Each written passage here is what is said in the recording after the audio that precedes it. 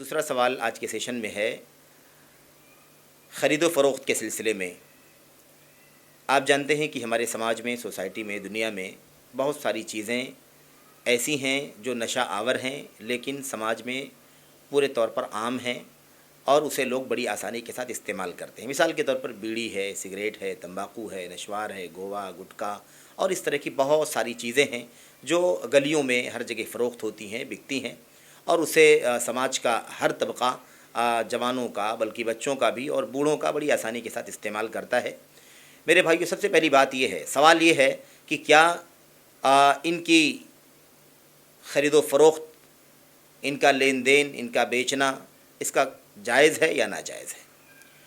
دیکھیں، اصل میں یہ ہے کہ شریعت کا جو نظام ہے وہ یہ ہے کہ اللہ تبارک و تعالیٰ کے دین میں جو چیز حرام قرار پاتی ہے اس کی قیمت بھی حرام قرار پاتی ہے۔ اللہ تبارک و تعالیٰ نے نشہ حرام قرار دیا ہے، اور آپ اچھی طرح سے جانتے ہیں کہ اللہ کے کلام کے اندر شراب کو صراحت کے ساتھ حرام قرار دیا گیا ہے، کیونکہ شراب میں نشہ ہے، اور نبی کریم صلی اللہ علیہ وسلم کی حدیثوں میں کئی جگہوں پر صحیح مسلم، بخاری اور دیگر کتابوں کے اندر روایتیں موجود ہیں، جس کا خلاصہ یہ ہے کہ اللہ کے نبی نے فرمایا کل مسکرن خمر و کل خمر حرام، ایسے اللہ کے نبی نے فرمایا وہ کل مسکرن حرام، ایسے اللہ کے نبی نے فرمایا کل ما اسکر کثیرہ فقلیلہ حرام۔ ان حدیثوں کا ترجمہ یہ ہے، اللہ کے نبی علیہ الصلوۃ والسلام فرماتے ہیں ہر وہ چیز جس سے نشہ پیدا ہو وہ شراب ہے، اور ہر نشہ پیدا کرنے والی چیز حرام ہے۔ ایسے اللہ کے نبی نے فرمایا صلی اللہ علیہ وسلم نے، ہر وہ چیز جس کا زیادہ استعمال کرنے سے، زیادہ کوانٹٹی میں استعمال کرنے سے نشہ آتا ہو، اس کو تھوڑا بھی استعمال کرنا حرام ہے۔ اس کی مثال یوں سمجھیں کہ اگر ایک آدمی 2 گرام تمباکو اگر اپنے ہونٹ کے نیچے رکھتا ہے اور اس سے اس کو نشہ نہیں آتا ہے، لیکن اگر وہ 100 گرام استعمال کرے ایک ساتھ میں منہ میں رکھے تو اسے نشہ آ جائے گا اس سے، یا 1.5 کلو انسان ایک ساتھ میں کھا لے تو اس سے نشہ آ جائے گا۔ تو چونکہ وہ چیز زیادہ کھانے سے نشہ پیدا کرتی ہے، اس لیے اس کا 1 گرام بھی بلکہ 1 ٹکڑا بھی، 1 ذرہ استعمال کرنا بھی حرام ہے۔ اللہ کے نبی علیہ الصلوۃ والسلام نے قاعدہ بتا دیا ہے کہ جس کا زیادہ استعمال کرنے سے نشہ آتا ہو اس کا تھوڑا استعمال کرنا بھی حرام ہے۔ اللہ کے نبی علیہ الصلوۃ والسلام کی یہ حدیثیں صریح ہیں۔ یہ اور بات ہے کہ بہت سارے لوگوں نے مسلکوں کی بنیاد پر بعض ایسے مسائل بیان کیے ہیں جو حیرت انگیز ہیں۔ مثال کے طور پر بعض فقہی مسالک میں یہ مسئلہ بیان کیا جاتا ہے کہ ہر مسکر حرام نہیں ہے، یعنی ہر وہ چیز جس سے نشہ پیدا ہوتا ہو، تھوڑی مقدار میں اگر اس سے نشہ نہ آتا ہو تو وہ حرام نہیں ہے۔ اتنا آدمی اگر استعمال کرے، اتنا زیادہ کوانٹٹی میں کہ اس سے نشہ آ جائے تو ہی وہ حرام ہوگا۔ کم استعمال کرنے سے اگر نشہ نہ آتا ہو تو وہ حرام نہیں ہے۔ اسی بات کو وہ کہتے ہیں قدر مسکر حرام ہے، یعنی اتنی مقدار حرام ہے جتنی کوانٹٹی استعمال کرنے سے نشہ آ جاتا ہو۔ یہ بات اللہ کے نبی علیہ الصلوۃ والسلام کی حدیث کے صریح خلاف ہے، کیونکہ اللہ کے نبی نے فرمایا ہے جس کے زیادہ سے نشہ آتا ہو اس کا تھوڑا بھی استعمال کرنا حرام ہے۔ یہ مسئلہ جو بیان کیا جاتا ہے کہ قدر مسکر حرام ہے، یعنی جتنی مقدار سے نشہ پیدا ہوتا ہو یا سکر، بدمستی پیدا ہوتی ہو، اتنا حرام ہے، تو اس کا مطلب یہ نکلے گا کہ اگر مثال کے طور پر 10 گلاس شراب پینے سے نشہ آتا ہو تو 10 گلاس پینا ہی حرام ہے۔ اگر 1 گلاس پینے سے نشہ نہ آتا ہو تو 1 گلاس حلال ہے، 2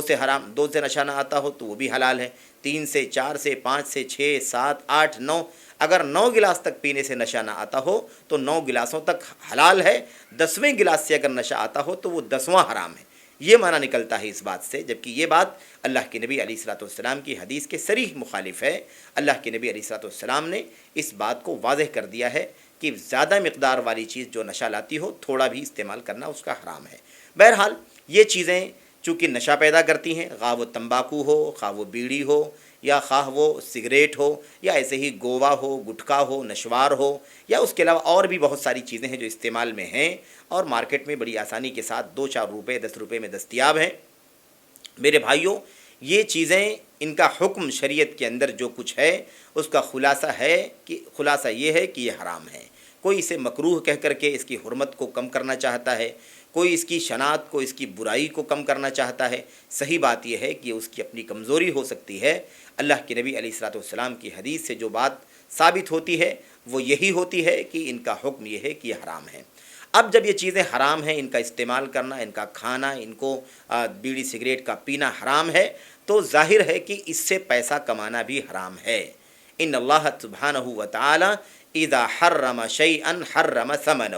اللہ کے نبی علیہ الصلوۃ والسلام کی یہ مشہور حدیث ہے جس کے بارے میں جس کا معنی یہ ہے کہ اللہ تبارک و تعالی جب کسی چیز کو حرام کرتا ہے تو اس کی قیمت کو بھی حرام کرتا ہے۔ یہ اس کی قیمت ہے، اگر ہم بیچتے ہیں تو بیچ کر کے اس سے پیسے کماتے ہیں، اور اس کا پیسہ کمانا حرام ہے، کیونکہ یہ چیز حرام ہے، اس کی انکم بھی حرام ہے۔ یہاں تک کہ علماء نے اس سے یہ مسئلہ بھی مستنبط کیا ہے کہ اگر کوئی آدمی بیڑی سگریٹ تمباکو گوا گٹکا اس کو بیچنے کے لیے اپنی دکان کرائے پر دیتا ہو تو یہ دکان کرائے پر دینا بھی حرام ہے، کیونکہ ظاہر ہے کہ اس کی جو آمدنی ہے، اس کی جو انکم ہے، وہ اسی حرام کی کاروبار کے نتیجے میں ہے۔ اس لیے میرے بھائیوں، اصل یہ ہے کہ ان تمام چیزوں کا استعمال بھی حرام ہے، اس کا کاروبار کرنا، اس کا بیچنا بھی حرام ہے، اس سے فائدہ اٹھانا، پیسے کمانا بھی حرام ہے، حتیٰ کہ اس کے لیے کرائے پر دکان وغیرہ دینا بھی حرام ہے۔ اور اگر کوئی ان تمام چیزوں کے لیے آپ سے راستہ پوچھے تو اس کا راستہ بتانا بھی جائز نہیں ہے، کیونکہ یہ منکر کا راستہ، حرام کا راستہ بتلانا ہے۔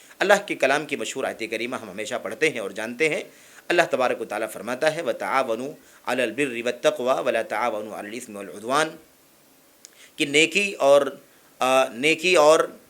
تقوی کے کام میں ایک دوسرے کی مدد کرو، اور ایسے ہی اللہ تبارک و تعالیٰ نے منع فرمایا اور کہا کہ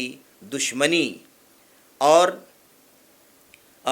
معصیت کے کام میں، گناہ اور دشمنی کے کام میں ایک دوسرے کی مدد نہ کرو۔ پتہ یہ چلا کہ یہ گناہ کی چیز ہے اور گناہ کے کام میں ہم مدد کرنے والے ہیں۔ اگر ہم اس کو خریدتے ہیں، ظاہر ہے کہ وہ پیسے کمائے گا ہمارے ذریعے سے، ہم اس کو کرائے پر روم دیتے ہیں، دکان دیتے ہیں، تو ظاہر ہے کہ